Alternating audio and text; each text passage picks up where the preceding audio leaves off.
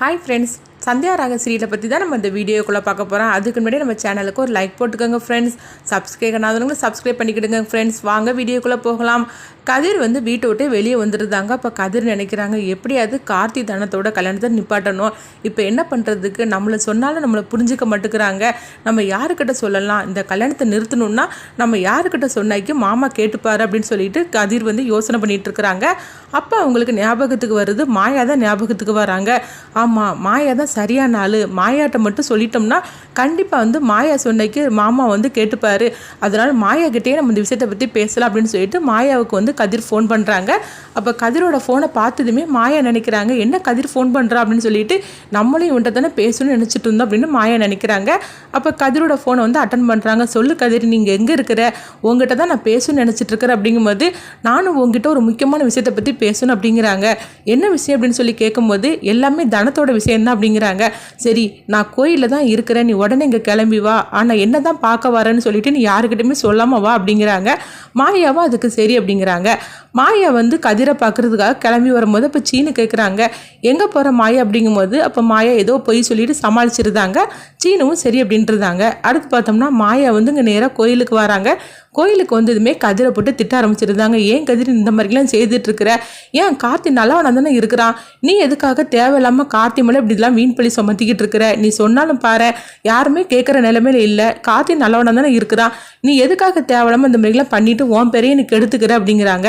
அப்போ கதிர் சொல்கிறாங்க, அங்கே பாரு மாயா, என்னால் அந்த வீட்டில் கிண்டலும் நக்கலுமா தான் நான் பேசிகிட்டு இருக்கேன்னு தவிர என்னால் யாருக்காவது ஏதாவது தப்பு நடந்திருக்கா நீ சொல்லு அப்படிங்கிறவும். அப்போ மாயா சொல்கிறாங்க, இல்லை அந்த மாதிரிக்கு யாருக்குமே நீ தப்பு செய்தது கிடையாது அப்படிங்கிறாங்க. அப்போ நான் எதுக்காக தனத்தோட கல்யாணத்தை நிப்பாட்டணும், எனக்கு அது தேவையே கிடையாது. அப்புறம் அதுக்காக காரணமும் ஒன்றும் கிடையாது, நான் எதுக்காக தனத்தோட கல்யாணத்தை நிப்பாட்டணும், அது கொஞ்சமாவது யோசனை பண்ணி பார்த்தீங்களா? யாருமே யோசிக்க மாட்டேங்கிறாங்க, நீயாவது யோசனை பண்ணி பார்க்கக்கூடாது அப்படிங்கும்போது அப்போ மாயா நினைக்கிறாங்க, ஆமாம் கதிர், அப்போ என்னதான் நடக்குது அப்படிங்கும்போது அப்போ வித்யாவை பற்றின உண்மையை சொல்கிறாங்க. வித்யா அன்னைக்கு சொல்ல வந்தது உண்மையை தான் சொல்ல வந்தா, ஆனால் தனத்தால் தான் வித்யா இந்த மாதிரிக்கு பொய் சொல்லிட்டா அப்படிங்கிறாங்க.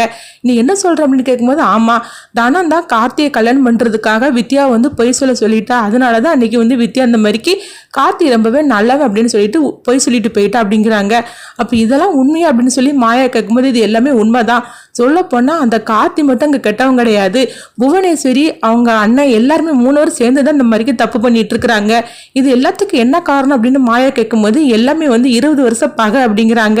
ஆமாம், ஏற்கனவே அவங்களுக்குள்ள பேச்சு கிடையாதுன்னு தெரியும், ஆனாலும் இப்போ அவங்கள திருந்தலையான்னு சொல்லி கேட்கும்போது, இல்லை தனத்தோட கல்யாணத்தை வச்சு தான் அவங்க அந்த குடும்பத்தை பழி வாங்குறதுக்கே எல்லாமே ஏற்பாடு பண்ணிட்டு இருக்கிறாங்க. ஆனால் இதை நான் சொன்னால் யாருமே புரிஞ்சுக்க மாட்டேங்காங்க. சொல்ல போனால் மாமா என்ன சொன்னால் புரிஞ்சிக்கவே மாட்டேங்கிறாரு, கார்த்தி ரொம்ப நல்லவன்னு சொல்லிக்காரு அப்படிங்கும்போது அப்போ மாயா சொல்கிறாங்க, ஆமாம் அவங்க எல்லாமே இப்படி தானே சொல்லிட்டு இருக்கிறாங்க அப்படிங்கவும், நீ சொல்கிறதெல்லாம் என்னால் நம்பவும் முடியல, நம்பாவே இருக்கவும் முடியல அப்படிங்கும்போது, நான் சொல்கிறது எல்லாமே உண்மைதான். இந்த குடும்பத்தை பழி வாங்குறதுக்காக தான் இவங்க 3 பேருமே திட்டம் போட்டு தனத்தை சொல்ல போனாக்கி அவன் கார்த்தி லவ் பண்ணுற மாதிரிக்கு நடிச்சு இந்த குடும்பத்தை பழி வாங்குறதுக்கு தான் எல்லாமே செய்துட்டு இருக்கிறான். தயவு செய்து நான் சொல்கிறது கேளு, எப்படியாவது மாமா கிட்ட நீ புரிய முடியுமா சொல்லி இந்த கல்யாணத்தை நிறுத்து அப்படிங்கிறாங்க. இதை கேட்டதுமே மாயாவும் சரி, அதாவது இது எல்லாமே மாமாட்ட பக்குவமாக தான் சொல்லணும் அப்படின்னு சொல்லிட்டு மாயா பார்த்தோம்னா நேராக ரகுராம பார்க்கறதுக்கு வராங்க. அப்போ ரகுராம் மாயா சொல்கிறாங்க, பெரியப்பா கதிர் சொன்னதை கொஞ்சம் யோசிச்சு பாருங்களேன் அப்படிங்கும்போது இப்போ ரகுராம் சொல்கிறாங்க, கதிர் தான் அந்த மாதிரிக்கு முட்டாள்தனமாக எல்லாம் பண்ணிட்டு இருக்கிறா மாயா, உனக்கு தெரியலையா, கார்த்தியும் எல்லாருமே நல்லவங்கள தான் இருந்துட்டு இருக்கிறாங்க, அவனுக்கே அது புரிய மாட்டேங்குன்னு எனக்கு தெரிய மாட்டேங்குது. சொல்ல பண்ணாக்கி அவங்க எல்லாருமே இந்த 20 வருஷ பகையெல்லாம் முடிச்சுக்கிட்டு நம்ம குடும்பத்தோடு சந்தோஷமாகவும் இருக்கணும்னு சொல்லிட்டு தான் அவங்க எல்லாமே முடிவெடுத்திருக்கிறாங்க. ஆனால் கதிரியா அந்த மாதிரிலாம் சொல்லிட்டு இருக்கான்னு எனக்கு புரியல அப்படிங்கும்போது அப்போ மாயா சொல்கிறாங்க, பெரியப்பா நீங்கள் பெரியவங்க, உங்களுக்கு தெரியாது எதுவுமே கிடையாது, நீங்கள் எது செய்தாலும் கரெக்டாக தான் செய்வீங்க அப்படின்னு மாயா சொல்லவும், பாத்தியம்மா நீ எப்படி பொறுப்பாக பேசிகிட்டு இருக்கிறான், அந்த கதிர் பாரு எடுத்தும் கவுத்தோன்னு பேசிட்டு போகிறா அப்படின்னு சொல்லவும் அப்போ மாயா நினைக்கிறாங்க, பெரியப்பாட்ட ஒன்று சொல்லி எந்த பிரயோஜனமும் கிடையாது, நம்ம பெரியமாட்ட சொல்லலாம் அப்படின்னு சொல்லிட்டு அவங்க எங்கன்னு சொல்லி கேட்கும்போது அவள் கோயிலுக்கு போயிருக்கிறா அப்படிங்கிறாங்க.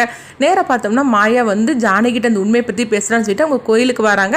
அப்போ ஜானகிட்ட ஒரு அம்மா சொல்லிட்டு இருக்கிறாங்க, அதாவது உன் குடும்பத்தில் கல்யாணம் நடக்க போகுது, ஆனால் அங்கே கல்யாணம் நடக்கும்போது கண்டிப்பாக பிரச்சனை வரும் அப்படின்னு சொல்லிக்கிட்டு அந்த பிரச்சனைகளை பற்றி அவங்க சொல்லிட்டு இருக்கிறாங்க. இது எல்லாமே மாயா கேட்டுட்டு இருக்கிறாங்க. என்னது கதிர் சொன்னது இந்த அம்மா சொல்கிறது எல்லாமே ஒன்று போல் இருந்துட்டு இருக்குது, அப்போ கதிர் சொன்னது எல்லாமே உண்மைதானா அப்படின்னு சொல்லிட்டு மாயா இதை கேட்டுட்டு ரொம்பவே பதட்டமாக இருக்கிறாங்க. இந்த மாதிரி தான் இந்த கதையை எடுத்துகிட்டு போகிறாங்க. அடுத்து மாயா ஜானகிட்ட எல்லா உண்மையும் சொல்லுவாங்களா, அப்படியே சொன்னாலும் ஜானகி வந்து ஏற்றுப்பாங்களா, அடுத்து அந்த கதை என்ன மாதிரி கொண்டுட்டு போகிறாங்கன்னு சொல்லி நம்மளும் வெயிட் பண்ணி பார்க்கலாம்.